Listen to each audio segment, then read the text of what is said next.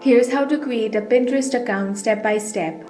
First, open up any web browser and search Pinterest. Then head over to this website, pinterest.com. You can do this in the Pinterest app as well.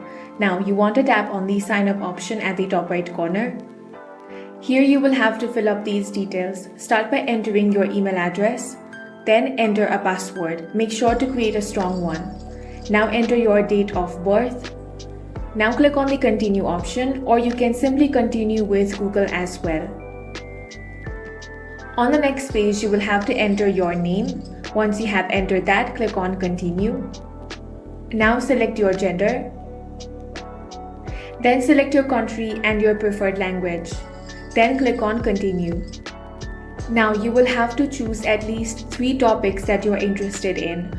Once you have picked 3, you can click on the continue option. Now Pinterest will tune in your feed according to your interests, and as you can see, your new Pinterest account has been successfully created. That's all for this video. If you found it useful, make sure to hit the like button and subscribe for more videos like this.